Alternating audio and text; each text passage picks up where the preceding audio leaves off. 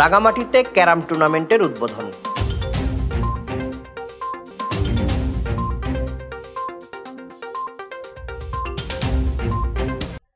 রাঙামাটিতে একক ও দ্বৈত ক্যারাম প্রতিযোগিতার উদ্বোধন করা হয়েছে।